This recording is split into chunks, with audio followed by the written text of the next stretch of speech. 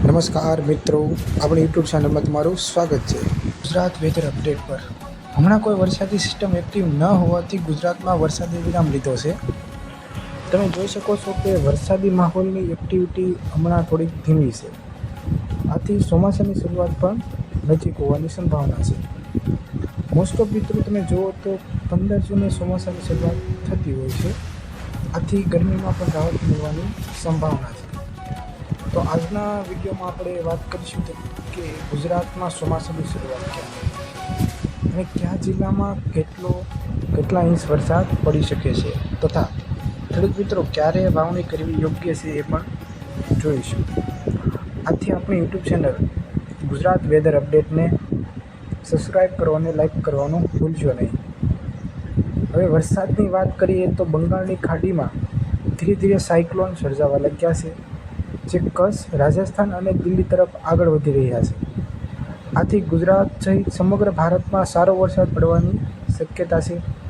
તથા મિત્રો આગળ જોઈએ તો 12 જૂનથી ગુજરાતમાં ચોમાસાની એન્ટ્રી થઈ શકે છે તથા 22 જૂન સુધીમાં ગુજરાતમાં ભાવનગર, સુરત સહિત ગુજરાતના મોટાભાગના જિલ્લામાં ચોમાસું બેસી જશે.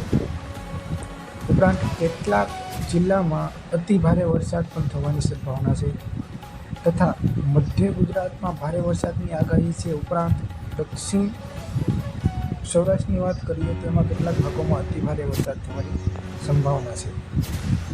આવો મિત્રો જાણીએ કે કેટલા વિસ્તારમાં કેટલો વરસાદ થઈ શકે છે.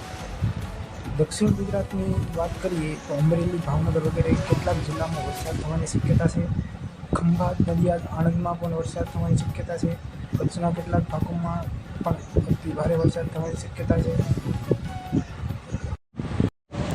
ઉપરાંત ભારતની વાત કરીએ મિત્રો તો ભારતમાં ક્યારે ચોમાસું શરૂ થશે તથા જે અરબી સમુદ્રમાં સાયક્લોન સિસ્ટમ સક્રિય થઈ રહી છે તેનાથી શું આગળ અસર થશે, આવો મિત્રો જાણીએ.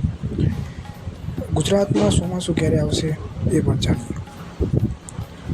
તો વાત કરીએ તો મિત્રો 24 મેથી વરસાદની શરૂઆત થઈ ગયેલ છે.